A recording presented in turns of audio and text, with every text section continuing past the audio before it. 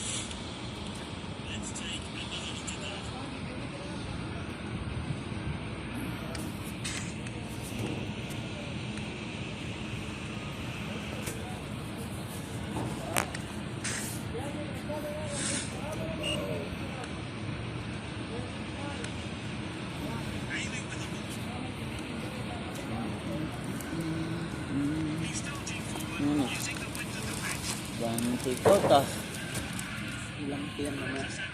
Oo. Pwede mo gawin sisig yun. Malalaki na pala yung itlog sa bakala, no? Kala ko maliit kasi di ba nung bumili ako, 17 lang din ulit. Sabi ko sa kanya, ba't sobrang liit na ngayon? Yung dati, ang lalaki naman, ah. Sabi ko sa kanya. Prato nga. Malaki na pala. Mura na yun pag ano.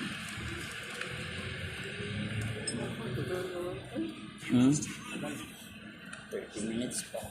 Bigat na naman nila, no? Kung na rin ayos, eh.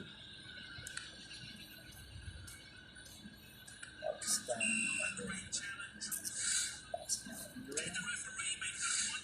Station nila.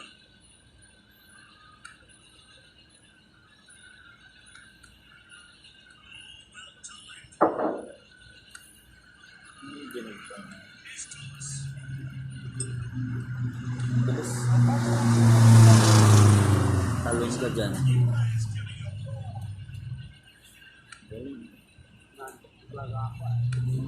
Pag ano ka dyan, ganun. Kamukha nung ginagawa ni Alan. Tingnan mo si Alan. Ganun lang. Di ba kasi pwedeng na mag-gawa dyan. Baka gaano ka na sasakyan dyan. Di ba? Itawan mo muna lahat yan. Mga nagpapabigat sa'yo. Itawan mo muna yan. Mga nagpapabigat sa'yo. Itawan din lang. Napapigat ko sa akin. O, alis na. Kainin ko na ng tubig. Ngayon na. Sana. Ikaw na yun. Bukas ka na. Last closing mo naman. Ginagawa ba yun doon? Yung sa taas na yun? Parang yun eh. Kasi simulat sa po yung floor ng Papagawa ko yun. sa taas ng Mercury mo. Wala palang second floor yung Mercury mo. Sa atin yun. Wala. Hindi, later naman na yun. Sa taas na yun. Wala nga silang ano, second floor. Ano.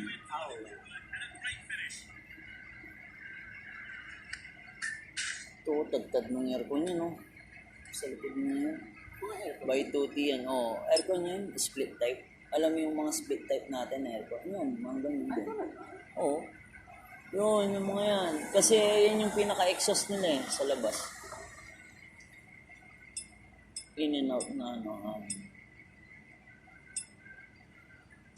Pati yan, yung exhaust yan, yung mga malaking tubo. Ano yung palabas. In and out yan.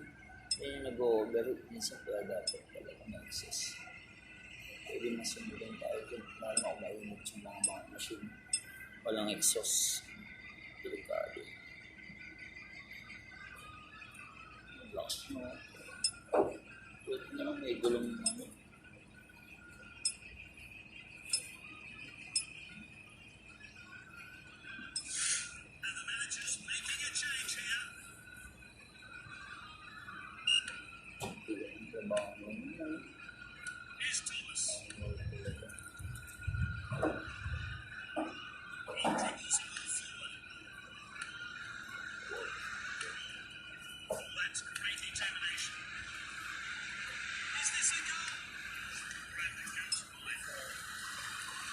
Kung mahanap ng mga bogey niya, mga ganitong oras.